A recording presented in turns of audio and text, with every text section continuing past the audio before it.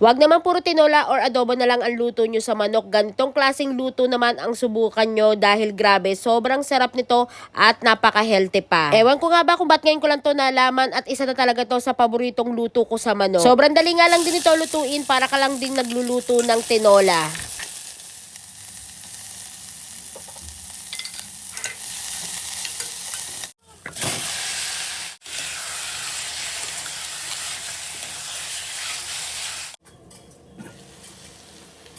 Nagisa nga lang ako ng sibuyas tapos bawang. Sunod naman ay nilagay ko na yung manok at isasangkutsa lang natin ito ng maigi. Hindi ako maglalagay ng luya dito ha.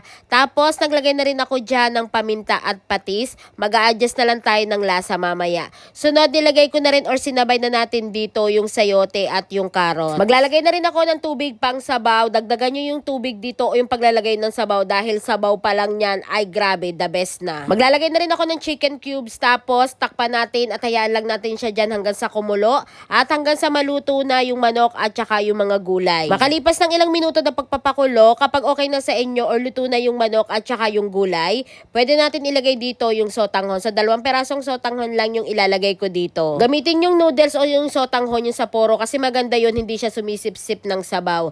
Tapos ayan, lutuin lang natin ng ilang saglit pa at kapag luto na yung noodles, pwede natin ilagay dito yung celery. Naglagay ako ng celery kasi yan yung magpapasarap at super bango niyan habang niluluto. Mga 1 minutong luto na lang ito at okay na to. Kung ang gusto nyo nga yung mga mamasabaw na ulam tapos medyo masama ang pakiramdam nyo, may sipon kayo, masakit ang ulo, ay nako, subukan nyo yung ganitong klase ng luto sa manok dahil grabe, sobrang sarap nito. Siguradong pagpapawisan talaga kayo sa paghihigop ng sabaw. Sobrang dali lang naman din ito lutuin para lang din kayo nagluluto dyan ng tinola. Kaya naman subukan nyo na rin ang ganitong luto. Ayan na, syempre tikman na natin tong ating niluto na chicken soup. Grabe, super bango niya. Ayan, dahil sa nilagay natin na celery.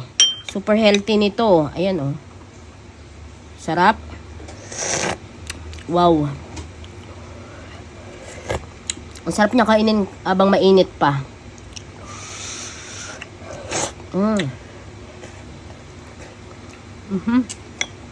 Ayan, tapos meron tayo dito na carrots. Ayan, with celery. Tapos, may chicken. Ayan, kung nagsasawa kayo sa tinola, kung puro tinola na lang kayo, ayan, subukan nyo ang ganitong luto. Grabe, super sarap nito. Promise. Tapos, lagyan nyo lang siya ng sotanghon. Wow. Sarap.